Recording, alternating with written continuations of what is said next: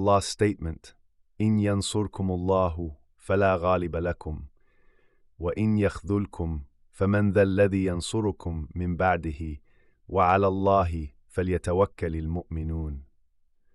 Let believers put their trust is similar to his statement that we mentioned earlier, وَمَا النَّصْرُ إِلَّا مِنْ عِنْدِ اللَّهِ الْعَزِيزِ الْحَكِيمِ. Allah next commands the believers to trust in Him. وَعَلَى اللَّهِ فَلْيَتَوَكَّلِ الْمُؤْمِنُونَ. Let believers put their trust. Treachery with the spoils of war was not a trait of the Prophet. Allah said, وَمَا كَانَ لِنَبِيٍّ أَنْ يَغُلَّ.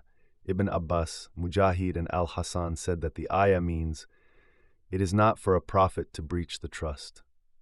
Ibn Jarir recorded that Ibn Abbas said that this ayah, وَمَا كَانَ لِنَبِيٍّ أَنْ يَغُلَّ, was revealed in connection with a red robe that was missing from the spoils of war of Badr.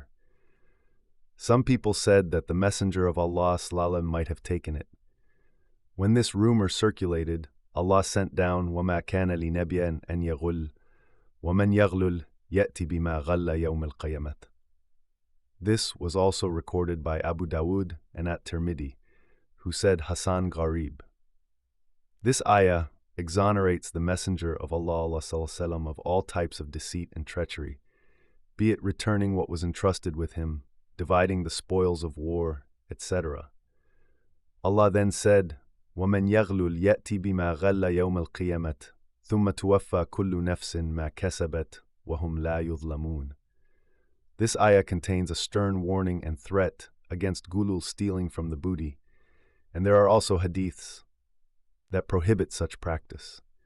Imam Ahmad recorded that Abu Malik al-Ashja'i said that the Prophet said, أَعْظَمُ الْغُلُولِ عِنْدَ اللَّهِ ذِرَاعٌ مِنَ الْأَرْضِ تجدون الرجلين جارين في الأرض أو في الدار فيقطع أحدهما من حظ صاحبه ذراعا فإذا اقتطعه طوقه من 7 أراضين إلى يوم القيامة. With Allah is a yard of land. That is, when you find 2 neighbors in a land or home, and one of them illegally acquires a yard of his neighbor's land. When he does, he will be tied with it from the 7 earths until the day of resurrection. Imam Ahmad recorded that Abu Humayd as-Sidi said, the Prophet appointed a man from the tribe of Al-Azd, called Ibn al-Lutbiyah, to collect the zakah. When he returned, he said, this is for you, and this has been given to me as a gift.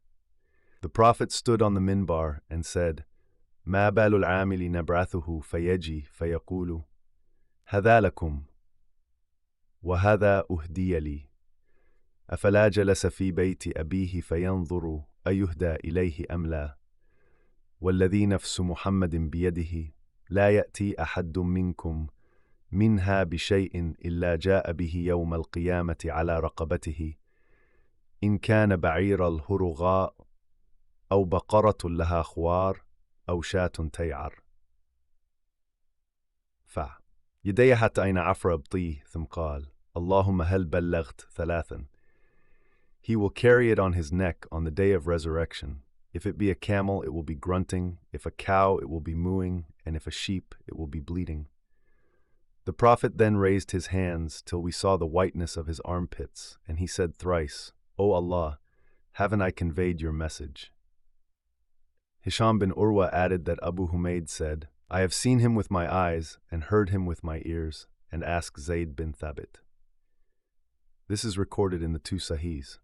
In the book of Ahkam of his Sunan, Abu Isa at-Tirmidhi recorded that Mu'adh bin Jabal said, the Messenger of Allah sent me to Yemen, but when I started on the journey, he sent for me to come back and said, أتدري لما بعثت إليك لا تصيبن شيئا بغير إذني فإنه غلول ومن يغلل يأتي بما غل يوم القيامة لهذا دعوتك فامضي لعملك.